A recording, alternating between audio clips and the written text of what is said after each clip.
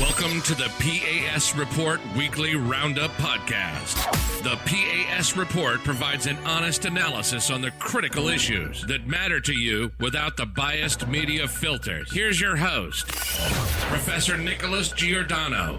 What's up, everyone? Welcome to the P.A.S. Report Podcast. This is your host, Nick Giordano. Make sure that you follow and subscribe to the podcast. Also, visit the P.A.S. Report website, PASreport.com, and share this episode with your family and friends and on social media. I got a great guest coming on today. I have Zeek Arkham coming. He's going to break down what's going on out there, the good, the bad, the ugly. Zeek, welcome to the P.A.S. Report. How are you? I'm great. Thank you so much for having me. Well, I'm glad to have you on. You're someone that is outspoken, and you are a veteran police officer. So one of the ways I want to start is, why do you think the policing system is broken? I've heard you say it before that the policing system is broken. I'm witnessing it on television every day. And what do we need to do to get back to the concept of law and order? I don't know if the policing system itself is broken. I would say the legal system, the judicial system is broken. Absolutely. When you have DAs who are seeing themselves more as activists than prosecutors, then that's a problem. When you have a criminal who has been arrested 5, 10, 15, 20 times and he's back on the street because you have a judge who thinks he just deserves a warm hug and a warm fuzzy. You've got a DA who now wants to put their own interpretation on pressing charges, and they decide that, okay, well, you can do this, but we're really not going to prosecute, or you can shoplift, but we're going to set $1,000 limit before we really start to press charges. Criminals are dumb, but they're not dumb at the same time. So if they figure out really quickly that a DA is not going to prosecute you unless you steal over $1,000 worth of material, then they're going to go in there and they're going to steal $999 worth of material just to make sure that they can walk out with it. And that's what we're seeing now, video after video of people walking into different places, and they're not even trying to hide their faces anymore, or they just say, screw it. And if I steal over $1,000 worth of stuff, nothing's going to happen to me anyway. This is what happens when you take away consequences. This is what happens when you take away law and order. And in order to get back to that, we, the people, are going to have to vote better. We're going to have to vote for someone who is better than just, they come out and they say the right things, or they come out and they promise you that they're going to make things fair. No, it's not about being fair. It's about being just. And sometimes just isn't, quote unquote, fair, because you're going to have to look at who's actually performing the crimes and committing the crimes and take action against them. And that's what we need to get back to. The cops can do their jobs all day. The cops can go out and make the arrests. The cops can go out and incur overtime. You can throw money at the problem and say, okay, well, we're just going to make a concentrated effort to hire X amount of cops. And we're going to throw money at the cops so that the cops can perform overtime and do X, Y, and Z. The cops can do their part. It's actually getting the people in jail and keeping them in jail that's going to work. Yeah, and as a police officer, isn't it usually like the same people that are the ones that commit the crimes? It's very rare that you have, the 50-year-old guy that decides all of a sudden out of nowhere he's going to go to life of crime. It's usually going to be a young person, and they're usually going to have an arrest record. Is that true? Oh, absolutely. I know cops who are filling out prisoner pedigree cards, and they don't even have to ask who this person is. They're doing it by memory because they've arrested the person so many times. These are repeat offenders. The cops know who's the people out there doing everything. But like I said, I'm hearing stories from cops where they're still processing the arrest. They're still doing the paperwork because the paperwork is so tedious and cumbersome nowadays that they're still doing the paperwork. And the prisoner who they arrested hours ago is walking back into the precinct to pick up their property. How is that possible? How is it that, or the cop drops a prisoner off at central booking or wherever they drop them off at. And by the time they're finished doing their paperwork at central booking, they're getting into their cars. They're watching this guy walk right back out of central booking. It demoralizes the cops. It demoralizes the people who want to go out there and see law and order. And it makes them just feel like, oh, well, I'm going to do what I have to do to protect myself and screw everything else. And I just have to interrupt you a second, because the New York City Council has just pushed a measure where they overturned actually a veto by Mayor Eric Adams, where police officers will now have to actually fill out forms for every single interaction they have. So if I, for example, go up to a police officer and ask for directions somewhere, well, now that police officer is going to have to fill out a form. How much does that hurt law enforcement? And does it make our city any safer? Well, I never understood why you want to hamstring the cops as much as possible, why you want to make law after law after law, making a cop's job harder. But then at the same token, you want to take away law after law that's actually going to put criminals behind bars. I've never understood that reason, that line of thinking. You think that criminals they just need a chance. They just need, if we just give them a chance, if we just show them some love, if we just pat them on the back and tell them everything is going to be okay, they'll turn from their life of crime. No, I grew up in South Jamaica, Queens, which was not a very good neighborhood. I saw a lot of crime growing up, and criminals decide to be criminals, and there's not much that's going to dissuade them from being criminals, aside from one of their partners being shot and killed, or they have some sort of life-changing epiphany. But lessening the laws and lessening the penalties for crime never convinced a criminal to turn his life around. I don't know any criminal who has been persuaded to go on the straight and narrow just because some politician somewhere said, hey, we're going to lessen the penalties if you go out and perform a crime. I don't know any criminal who's been dissuaded from a life of crime because of that. All you're doing is making cops, A, not want to take the job, B, transfer to other departments, and then C, just get out as soon as they can because the DAs and the lawmakers have already decided whose side they're on, and it's not the cops. Absolutely. Now, when we're looking at this whole situation, I mean, it's actually a push to undo the American identity. America was built upon the idea of personal responsibility, choices that we make as individuals. Well, now they want to move the burdens. They want to take the responsibility away from the individual and actually just say, well, it's society's fault. It's racism's fault. It's bigotry's fault. What are your thoughts on that? I've always said the greatest threat to my life is not white supremacy. And I say this as a black man that, Are you telling me in South Jamaica you never saw the Grand Wizard and the KKK marching down with the pillowcases on their heads? Absolutely not. I did honestly, as a class assignment back in, I think, 7th grade, I had to watch Mississippi Burning for the first time. And I was shocked. I didn't know these kind of things existed, So, growing up in South Jamaica, Queens, there were no KKK rallies that I can think of, as they weren't marching down the street and burning crosses. I didn't even know that kind of thing existed. I have family right now who lives in one of the projects in New York City. And when I go and visit her, I have to walk and I have to make sure I'm carrying as I walk because, there's open crime going on. There's open drug dealing. There's garbage on the streets. That's not white supremacy. Some white supremacist isn't sitting somewhere going, hey, you know what? I'm going to make sure that they're selling drugs in these neighborhoods. I'm going to make sure they're robbing and killing each other in these neighborhoods. I'm going to make sure that they are directly contributing to the dirt and the grime where they're living. I'm going to directly make sure that this is all happening. White supremacy is not the boogeyman that the left wants you to think it is. It's an excuse. It's a really badly formulated excuse as to why you are where you are. It's not about self-accountability. It's not about you actively trying to make yourself better. If you are in the same place you were 5 years ago, if you're in the same place you were last year, that's your fault. It's not white supremacy. It's not because of the police. It's not because of a judge somewhere. It's not because the system.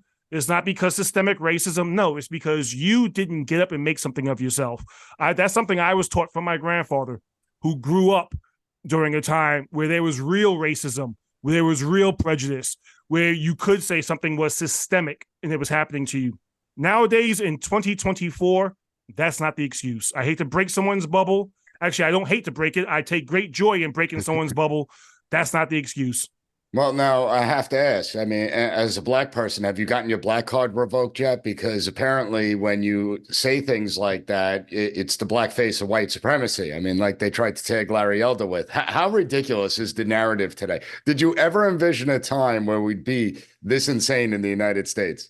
Well, I just think it's funny. If I were a rapper and I made songs about killing other black men, if I made songs about having a bunch of baby mamas somewhere, if I made songs about selling drugs in black neighborhoods, no one would blink an eye.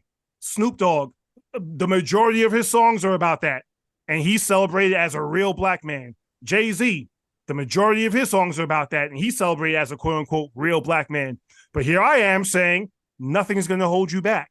Here I am saying the only thing that holds you back is yourself. You look in the mirror, that's the person holding you back.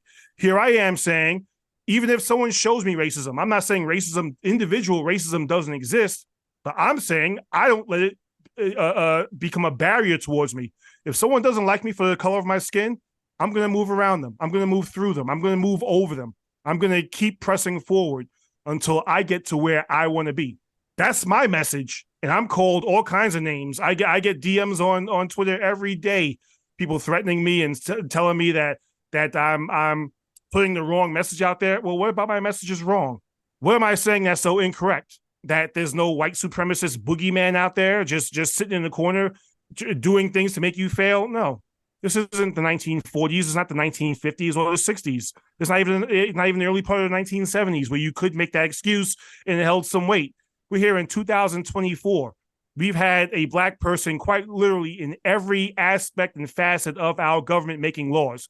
If these people could make it, and these people looked at the laws and said, you know what, I'm cool with all this, then what's your excuse? And I love putting that narrative out there, and I haven't found anyone that can really take it down yet. Let me know when someone can. Well, they can't take it down. It's just common sense. It's not like this is rocket science. And that's what I want to talk to you when we get back, because there are certain things you can't say, because if you say them, you're going to be deemed a racist. So we're going to touch on that when we get back from this short break. Everyone hang tight. We'll be right back. Welcome back, everyone. So, Zeke, when we're looking at it, you have this idea of fatherless homes. I mean, if we look at the black community, you're talking about nearly 70% of blacks are born into single-parent households. The white community, the Hispanic community is approaching about 50%. And then you have the Asian community, which has about 15%. So there's a huge disparity with Asians. And if we look at who's the most successful in our society by median income, it's actually the Asian community that comes from family structures. They come from intact family units. So why is it so wrong when you talk about fatherless homes? Why is it considered racist to talk about fatherless homes? Because it's not like it's just impacting the black community. It's a lot of demographics it's impacting, with the exception of Asians. Well, my question is, there was supposedly a study that came out a couple of years ago where someone said that his name, he had a very ethnic name, kept him from getting a job. And my answer to that is, well, okay, so you've got someone who comes here from India, who's first generation Indian. His name isn't Bob Smith. He's going to have a very ethnic Indian name. Like Vivek Ramaswamy. Like Vivek Ramaswamy, right. Or you've got someone that comes from Southeast Asia. They come from one of the Asian countries in Southeast Asia. They have very ethnic names. Why are they getting the jobs that you're saying you can't get because you have an ethnic name? It's not about your name.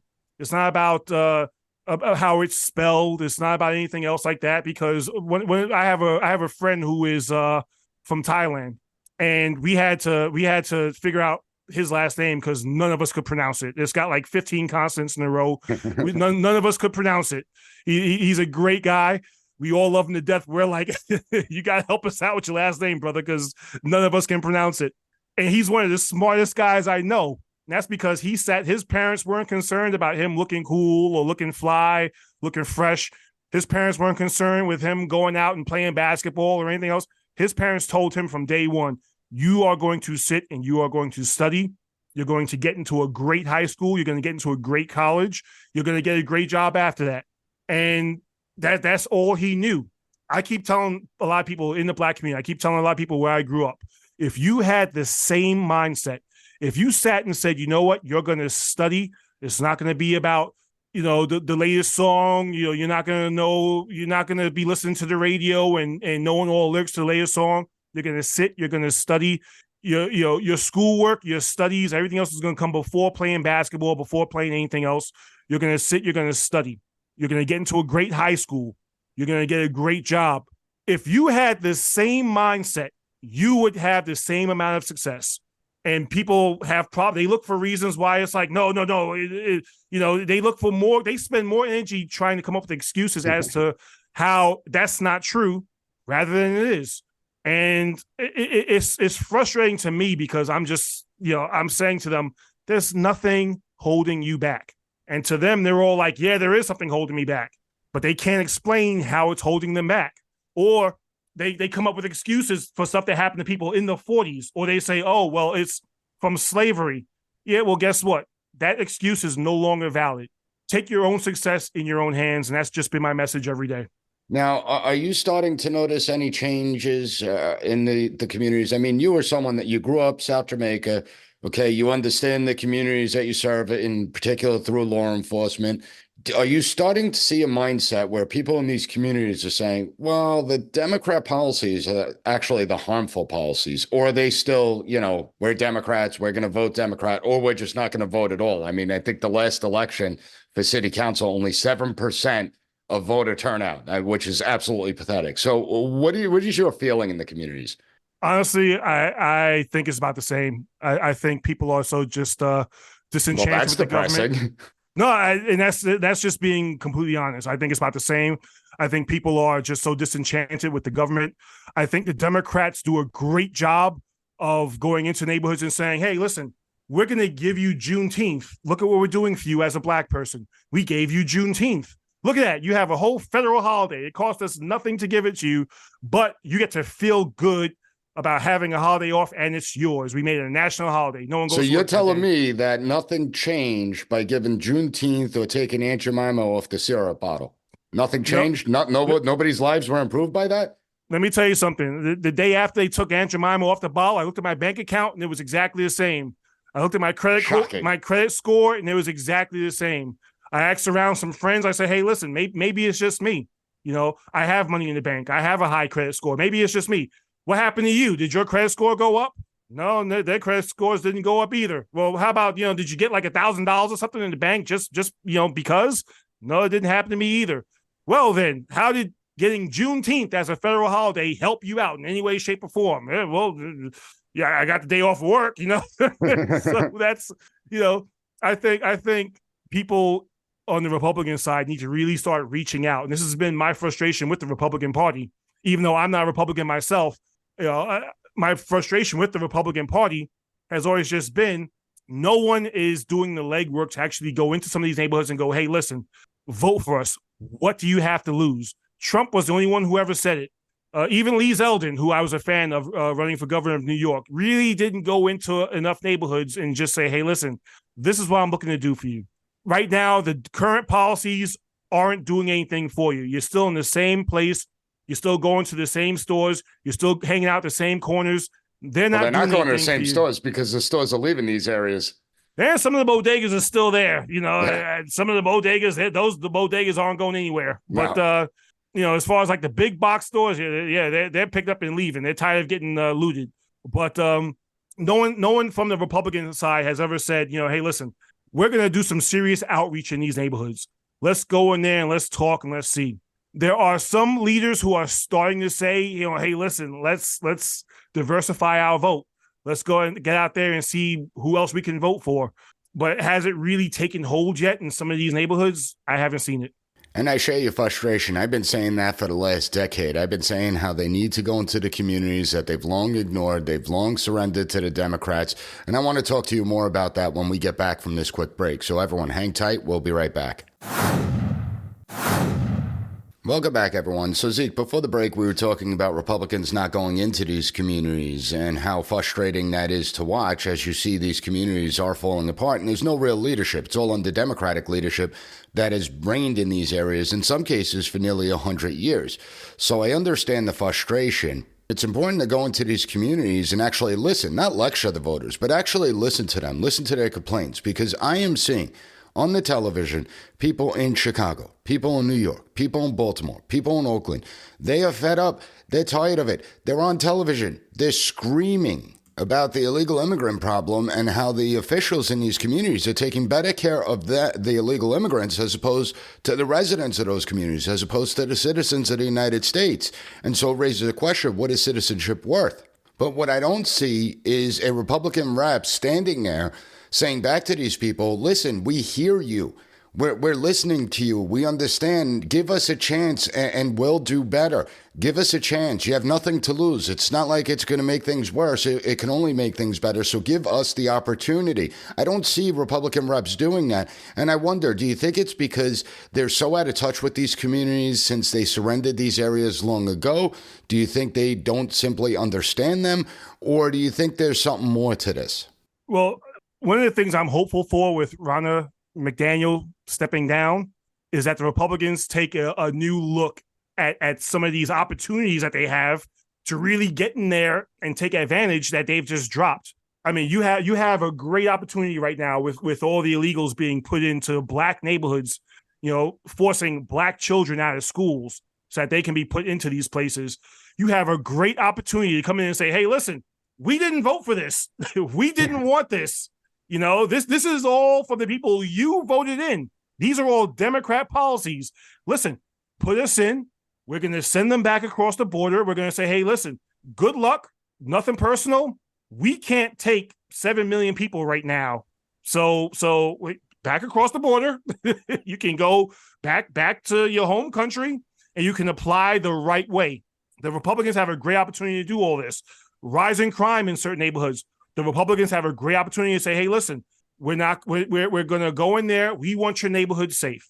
The last time we went in there and did our thing as far as policing and, and law enforcement and safety, black lives, because Black Lives Matter, black lives were spared. The black living rate went up. You had money in your pocket. You like money in your pocket, right? Listen, the last time we were in charge, you had money in your pocket. There were businesses on every corner. Your quality of life went up. Put us back in. The Republican Party has all these opportunities to go into Chicago, New York City, St. Louis, Minneapolis. They have all these opportunities to do this, but they're not. They're dropping the ball. So, and then they wonder why they lose elections. So, yeah. I mean, listen, like I said, I'm an independent voter. I have my issues with both the Democrats and the Republicans. The Republicans, it's just like you're weak. You don't know how to fight. But this is a prime opportunity to get in there and actually do something, and they're dropping the ball. And that's why I like people like Scott Peterson who just go in there and they do their thing. So we need more of that.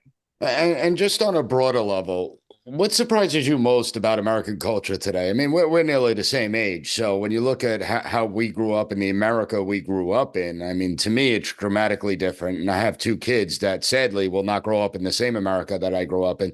What's your thoughts on where we are as a culture today, where, being a man is actually taboo? It's toxic masculinity, that they're teaching kids, boys, to be feminine. They're teaching gender, that anyone could be any gender they want. Like, did you ever envision that we'd be in this position and have these debates today?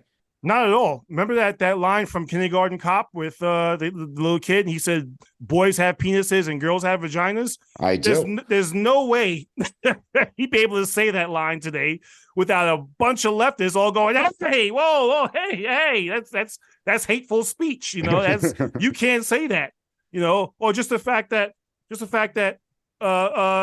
you have someone like me, like I'm 6'2", I'm 265 pounds, and people want to put, I can just decide one day, hey, listen, my name is Michelle, and I'm going to put myself on a girls basketball team or a girls rugby team, and I'm just going to go in there because today I feel feminine, I feel pretty today, or just the fact that you've got teachers, teachers, their job used to just be to teach. There was no hidden agenda. There was nothing else. Your job is to teach. And they now are activists. They want to put all their ideas and all their thoughts and all their opinions on kids. Thinking back, the first activist teacher I ever ran into was my 7th grade teacher, who she saw herself as an activist. And a lot of her ideas were shut down because a lot of the parents said, you know what, all this stuff you're doing, we're not cool with that. We're not cool with that. And she was shut down. Nowadays, the parents are all like, either the parents don't care or the teachers unions are saying, oh, no, but she has a right to put a bunch of flags in her classroom and has that she's going to take time out of every day to lecture the students about, what it is to be black. Typically, this is the white woman doing this, but she's going to lecture the students. Interesting, isn't it? She's going to lecture the students on how to be black, Now, you have to really be involved in your children's lives nowadays. You can't let the schools get away with whatever they want. You can't let even their friends' parents get away with whatever they want. You have to know who your children are playing with. You have to be so much more involved. You can't even let them watch cartoons on their own without knowing what the cartoons are. That's how bad it's gotten. No, you can't. My daughter's 8 years old, and she's got a rule. If whatever she's watching, we have to know what she's watching. There is no channel surfing. There is no, she loves YouTube because she loves watching dance competitions and stuff like that. And we have a rule. There's no, you can watch these specific channels, but there's no surfing. There's no going around and just seeing what you can find, because there are a couple of cartoons I caught that she was watching. I was like, whoa, hey, what do you can't watch that, so, you have to turn it off. You have to mute those channels. But, you have to be so much involved, because nowadays there's just so many landmines and there weren't before. I shared a meme on my Instagram page a day or two ago. It showed a whole bunch of older women, older black grandmother type women. And they all had the church hats, and they all were kind of just giving the camera a look. And on the bottom, it said, before the cops, before anybody else, this was the law and order in the neighborhood. And I said, 100% correct. You were more afraid of Aunt Esther down the street knowing what you did, because she might give you a beating. And then once she told Miss Clara down the other side of the street, Miss Clara might give you a beating. So I mean, but that doesn't happen nowadays. So I mean, it's just, you got a complete devolving of just society that's going on, and it needs to come back. Yeah, it's really sad and pathetic. And Zeek, where can people follow you? I'm on my main account is Twitter, Zeek Arkham, ZeekArkham. Same handle on Instagram, where I do a lot of my video commentary, ZeekArkham.